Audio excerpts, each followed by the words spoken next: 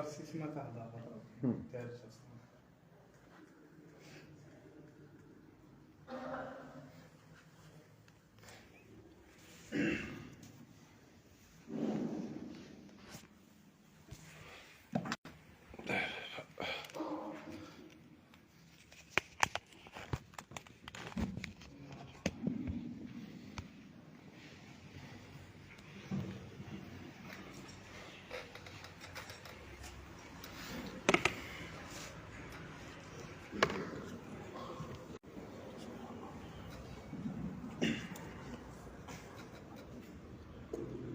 إن الحمد لله نحمده ونستعينه ونستغفره ونعوذ بالله من شرور أنفسنا ومن سيئات أعمالنا. من يهده الله فلا مضل له ومن يضلل فلا هادي له، وأشهد أن لا إله إلا الله وحده لا شريك له، وأشهد أن محمدًا عبده ورسوله. اللهم صل وسلم صلاة تخرجنا بها من ظلمات الوهم وتكرمنا بها بنور الفهم وتوضح بها عنا ما أشكل حتى يفهم. إنك تعلم ولا نعلم وأنت علام الغيوب. ولا حول ولا قوة إلا بالله العلي العظيم. ولا حول ولا قوة إلا بالله العلي العظيم. ولا حول ولا قوة إلا بالله العلي العظيم. أما بعد، السلام عليكم ورحمة الله تعالى وبركاته. أحببت في هذا الدرس أن أتكلم في شيء نعيشه ونتألم به. أنا عايشين حاجة رانا غافلين عليها بزاف، وربي سبحانه قال لنا عليها، والرسول صلى الله عليه وسلم ثاني كذلك قال لنا عليها وحذرنا منها، ولكننا وقعنا فيها، رانا فيها ندور، وهو سبب انقطاع المطر، انقطاع الغيث. لماذا الله تعالى لم يغثنا بماء من السماء؟ وهل كل واحد منا سأل نفسه وراجع حساباته وتكلم مع سريرته، شاف نفسه وراجع روحه؟ علاه ربي ما ضيعش النار؟ علاه؟ هنالك أسباب كثيرة. فالرسول صلى الله عليه وسلم يعلم هذا، أنه لم يترك ما خلنا حتى حاجة فيها شر في هذه الدنيا وما حذرناش منها، ولم يترك لنا شيئا ينفع أمته صلى الله عليه وسلم ولم يدلنا عليه. ما كاش الرسول صلى الله عليه وسلم حاجة تنفعنا احنا الأمة تاعو وما قال لناش عليها وما نبهناش عليها.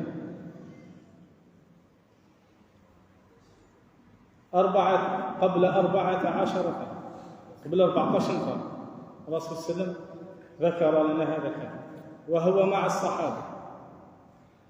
قال: يا معشر المهاجرين، 5 إذا ابتليتم بهن وأعوذ بالله أن تدركوهن.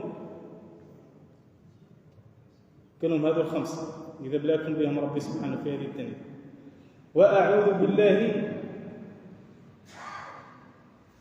الرسول صلى الله عليه وسلم استعذ بهم باش ما نوقعوش فيهم، ما يكونوش في الزمان تاعنا.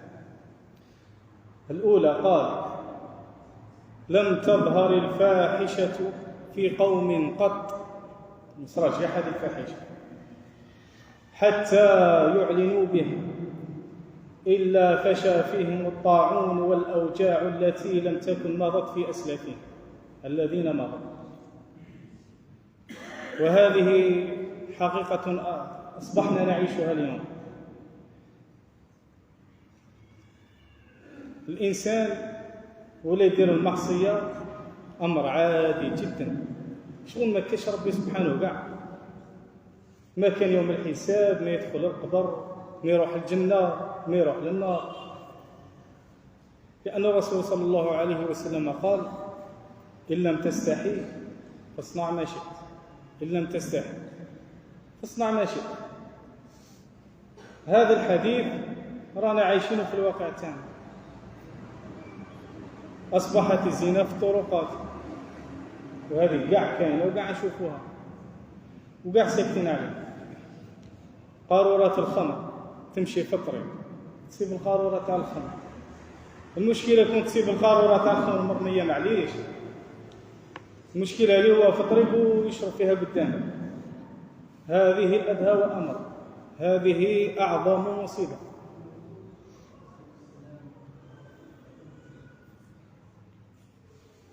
لم تكن في أسلافهم قط هذه المعاصي. كانت العرب كانوا في الجاهلية قبل الإسلام كانوا كيديروا الفاحشة، ما كاش اللي يشوفهم.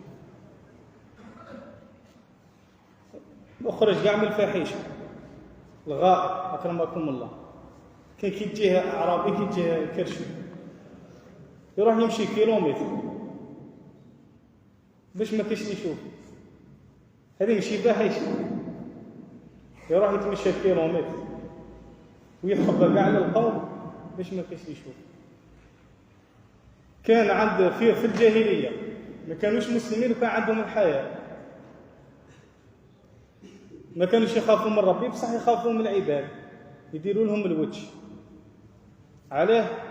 باش ما تتماداش الحالة وتزيد. نحن الآن أصبحنا نعيشها كأنها بيننا، والمشكل معليش نعيشها وراها بيناتنا. المشكلة عباكم ايه؟ أنهم يفرحون بها. الجهر بالمعاصي، يفرح بالمعصية كيديرها. أو دخل قهوة ولا كاش مجلس مع جماعة، وأنا بارح وجبسها هايلة ودرت معصية وراني فرحان ما شاء الله، شغل دار حاجة مليحة. ولكن ربي حذرنا ورسول صلى الله عليه وسلم نبهنا. أين الذين يظلهم الله في يوم لا ظل إلا ظله؟ أين الثلاثة الذين لا يدخلون الجنة؟ وأين الثلاثة الذين لا يظلهم الله يوم إلا ظله؟ من بينهم من؟ شكون اللي فيهم يوم القيامة ربي يظلهم بالظل تاعو؟ شكون اللي ما يظلهمش عفوا بالظل تاعو؟ من بينهم الجاهر بالمعصية، يجهر بالمعصية تاعو. فهذا سبب من أسباب عدم نزول الغيث، انقطاع الغيث من السماء، الشتاء ما كاش. فنسأل الله تعالى الهداية لنا.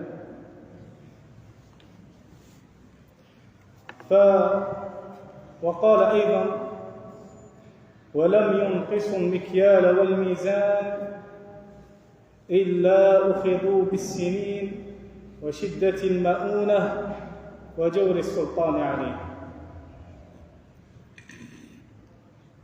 الله تعالى قال في سورة المطففين: ويل للمطففين الذين إذا اكتالوا على الناس يستوفون. المطفف في الميزان، راك عارف بلي التالي راك تسرق في الميزان، العقوبة تاعك عند ربي سبحانه. ربي سبحانه ماشي بشرك بآية، بشرك بصورة، هي وعاقبك بصورة، نزل عليك صورة وحدك. ويل للمطففين الذين إذا اكتالوا على الناس يستوفون وإذا كالوهم أو وزنوهم يخسرون. ألا يظن أولئك أنهم مبعوثون؟ حرف استثناء، هكذا شبهه حرف استثناء. ألا يظن أولئك أنهم مبعوثون؟ ربي نزل عليك آية، والميزان قيس عليه كل شيء، سواء في النقود، سواء ميزان، سواء بلة، حليب، البن، كل شيء. هذا حديث عام، مثال عام، وتتفرع منه أمور كثيرة وعنده فروع بزاف. قال: ولم ينقصوا المكيال والميزان إلا أخذوا بالسنين وشدة المؤونة وجور السلطان عليه. هذه جور السلطان عشناها وبعرفكم عارفينها ولا داعي نتحدث عنها. المهم منها ندوا العبرة وتحيا القلوب وتنضج العقول، ما نبقاوش عايشين في غيبوبة في سكرات، غير نتمشاو وصايم. ثم تقولوا الشيخ علوي يهضر هذا الكلام ونتمشاو وخلاص وما على بالناش بهذه الامور، وقت تعرف. قال: وجور السلطان عليهم ولم يمنعوا. هاي الطمة كذا. ولم يمنعوا زكاة أموالهم إلا منعوا القطر من السماء. قوم منعوا زكاة أموالهم منع الله عليهم الغيث. يا أحبة رسول الله صلى الله عليه وسلم، اعلم علم اليقين أن هذا المال ليس مالا، مش انت اللي جبته، وبالك تغلط تقول جبته بعرقي، ما جبته بعرقي. ربي قال صحيح، قال: والله فضل بعضكم على بعض. صح، ربي يفضل إنسان على إنسان. وراء كل تشريف تكليف، هذا يحفظوه. وراء كل تشريف تكليف. كيف وراء كل تشريف تكليف؟ ربي يكرمك بالمال، صحيح، صح، المال هذا فيما أنفقته وأين اكتسبته، لأن هذا المال ليس مال، لأنه مال الله، رزق الله. والله جعل قوت الفقير، ربي جعل المعيشة تاع الفقير جعلها في الدراهم تاع الغني. يعلم هذا يا ربي، جاءت ربي طاق المال دارك وسيلة، دارك غاية، وعندك مقصد، عندك هدف أنك تخرج من مالك الصدقات للفقراء، أغنوهم عن السؤال. لماذا هذا؟ الله تعالى يعلم من خلق، ويعلم أن قوت هذا في مال هذا. أنا عندي مال ما نزكي شاب، شكون يجوع فوق الفقير، لأنه والله لو زكى كل الأغنياء الذين أكرمهم الله تعالى بمال، كون هذو الأغنياء كاع يا رب يرزقهم المال يزكوا، غني فقير ما يبقاش فيه، فقير ما يبقاش فيه، لأن الله تعالى قلت لكم جعل قوت هذا في مال هذا. ربي جعل المال تاع الغني جعله عند الفقير، تجعل عندك المال والقوت تاع الفقير في مالك، جعله عندك وأنت تبخل عليه، وأنت مش تبذله ومش تزكي في المال تاعك. لأن المال الزكاة، اش تعرف الزكاة؟ ما معنى الزكاة؟ الزكاة لغة هي النمو والزيادة. كيف بزاف يقولوا الزكاة، يقول لك ما عرفش الزكاة، هو حط لي هذه الزكاة راح ينقص من دراهم، هي بالعكس. الزكاة لغة هي النمو والزيادة. وفي رواية أخرى يقولون بأن الزكاة هو طهارة المال. كيما تنقي الجسد تاعك، دوش طهر نفسك، ربي يجعل لك الزكاة باش تطهر بها مالك. علاه؟ لأن التاجر يغلط ولا ما يغلطش؟ سمي الإنسان بكثرة نسيانه. التاجر يغلط في المال ولا ما يغلطش؟ ما يغلطش في المال، نخرج من المال. يغلط في الميزان ولا ما يغلطش؟ يغلط في الميزان. يغلط في الصرف ولا ما يغلطش؟ ما تقولش بلي انا معصوم ولا عندي ميكرو ولا لوجيسيال. عايشين في عصر التطور والعصرانه والرقمنه، بصح تغلط. نفترض ولا ما غلطش، هذا من باب اولى، هذا فضل. بصح لو غلطت ولو زليت ولو خدعت، ربي راح ينقلك مالك. هو إخراج مال مخصوص في وقت مخصوص. ربي الزكاة هذا ما قالكش خرج كل شهر ولا كل سمانة، قال لك من عام لعام إذا بلغ النصاب ودار عليه الحول. من العام لعام باش تخرج عليه. شو من رحمة ربي، عباك مش هتخرج الزكاة، شيء بسيط. في المليون تخرج 25,000 هكذا، تخرج 25,000 بمعدل نقولوا 100%، تتخرج منها 2.5%. عندك 100 مليون تخرج منها 2 ملايين ونص. 2 ملايين ونص بان مع 100 مليون. بالعكس، عندما تنفقها لوجه الله ولسبيل الله ولسد مؤونة الفقير، مسكين راه جيعان، باش تغلق له هذاك الباب يرى منه الجيعان ويستغيث ويحوس عليك، ربي يزيد يبارك لك في النفق. قال: عندي الذي لا يزكي على ماله ويجوع بسببه أخوه الفقير. الله تعالى انظر، الله تعالى يغضب، الملائكة تغضب، الرحمة لا تنزل. أنا عايشين نقتل بعضنا بعض، نغتاب في بعضنا بعض، نسرق بعضنا بعض، إلا من سلم من أخيه. حتى في التجارة يخدعك هو في ظنه بلي داير حاجة مليحة وحلال عليه، بلي قفازة وباع. هذا خطأ كبير. الرحمة، حتى الرحمة لا تنزل. سبحان الله، الرحمة لا تنزل والمطر لا ينزل. كمعلومة، المطر كان فرق بين الغيث وبين المطر. المطر لا ينزل إلا لسوء، فأرسلنا عليهم. المطر لا ينزل إلا لسوء. قال تعالى: وأمطرنا عليهم مطرا فانظر كيف كان عاقبته. أما الغيث، الله تعالى قال: وهو الذي ينزل الغيث. الشتاء تجي غير في حاجة تاع سوء، تاع دمار، اللي يهلكهم يخسفهم، بصح الغيث يجي غير في الرحمة.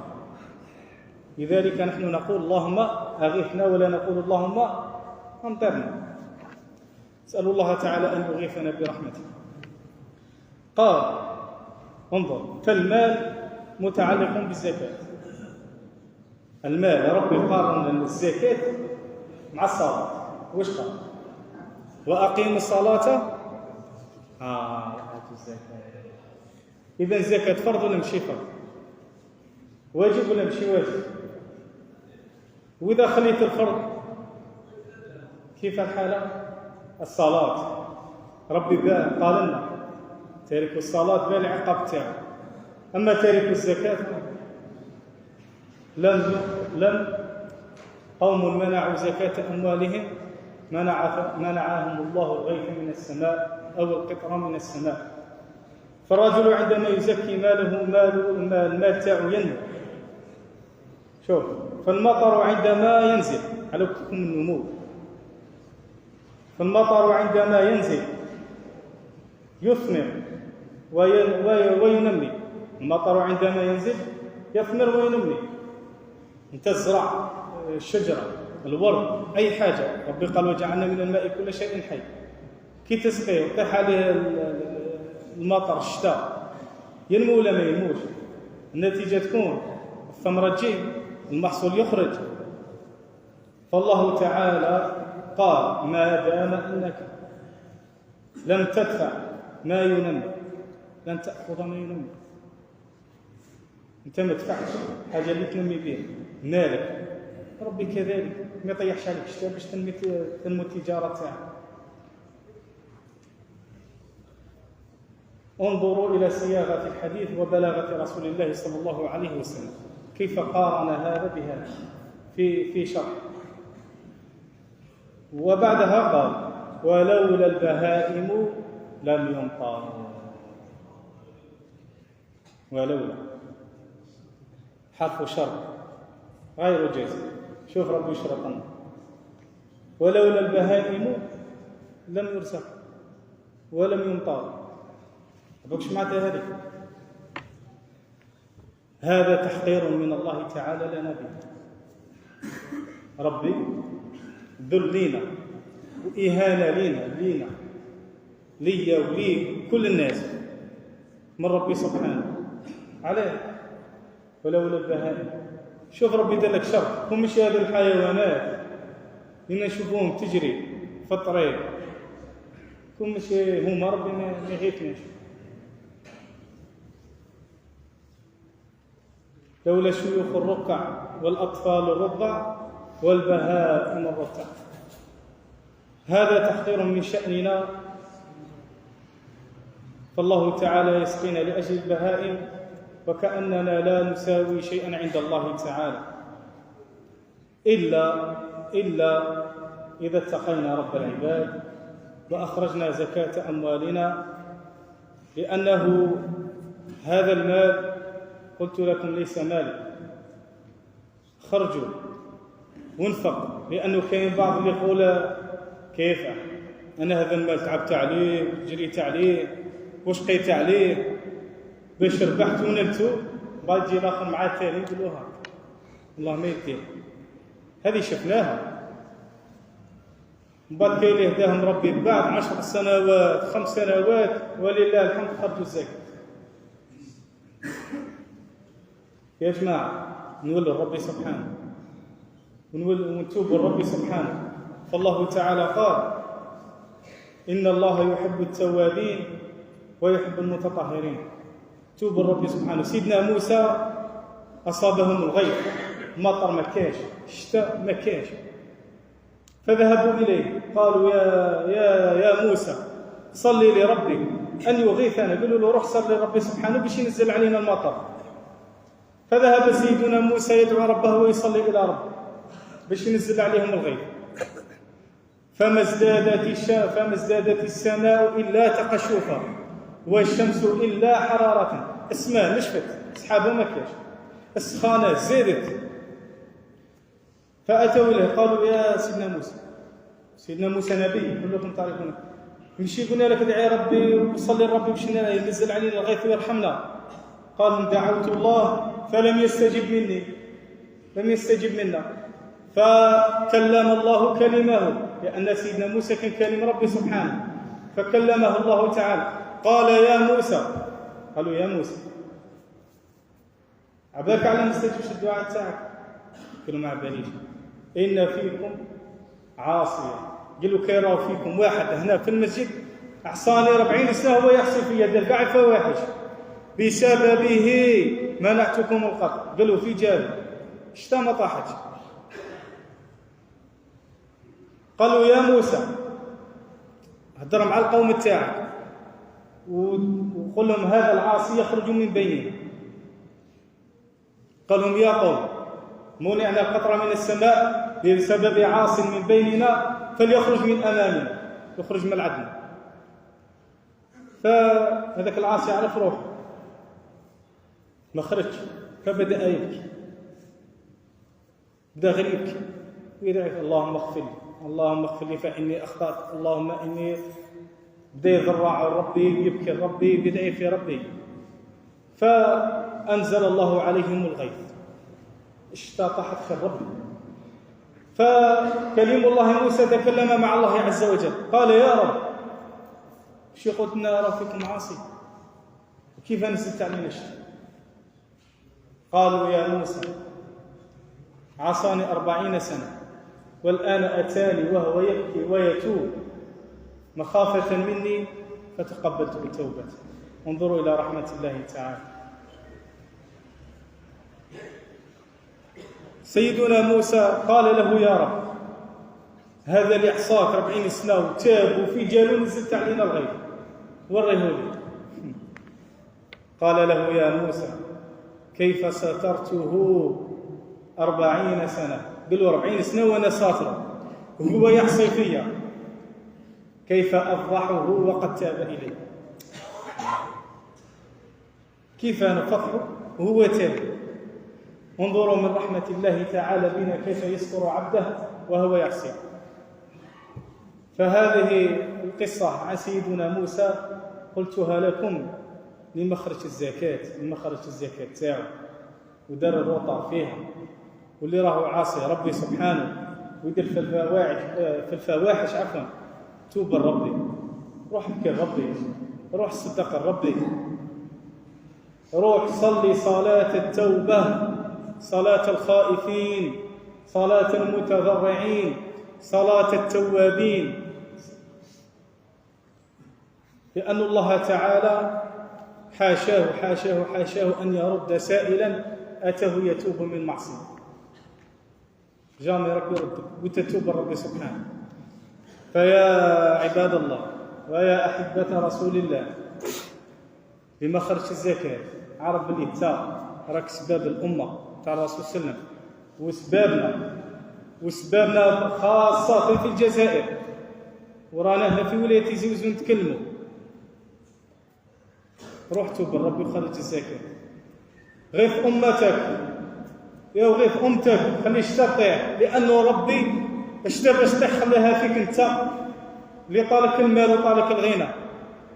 خرج زكاتك أنت باش ربي يرحمنا، وإذا رحمنا الله تعالى سيرحمك أنت ويفتح عليك أبواب الخير أنت، لأنه عندما ينزل الغيث، لأنه عندما ينزل كيطيح الشتاء والإنسان يدعي ربي الحمد لله شكرا جزيلا يا رب لأنك أغثتنا طاحت الشتاء. شكون السبب؟ أنت زكي، أنت تؤجر، وربي وعدك خرج الزكاة، ربي وعدك باللي يخلفها لك أضعافا مضاعفة.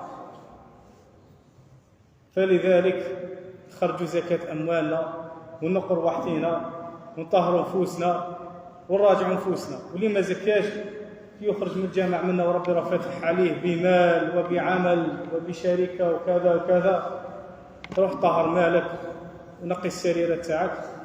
فنسأل الله تعالى أن يغيثنا. اللهم اجعلنا ممن دعاك فأجبته واستنصرك فنصرته وتوكل عليك فكفيته. اللهم أغثنا يا رب، اللهم أغثنا يا رب، اللهم أغثنا يا رب، اللهم لا تجعلنا من القانطين، اللهم لا تجعلنا من القانطين، اللهم بفضل أعمالنا ونحن نتوب إليك أغثنا يا رب، أنزل علينا رحماتك، اللهم غيثا تحيي به العباد وتسقي به الدواب وتسقي به الأرض وكل شيء يا رب العالمين، غيثا صحا غدقا نافعا غير ضار. والله يفتح علينا وينورنا ويستر عيوبنا ويهدينا إلى طريقه المستقيم. أقول قولي هذا واستغفر الله لي ولكم فاستغفروه وتجدوه غفورا رحيما. سبحان ربك رب العزة عما يصفون وسلام على المرسلين والحمد لله.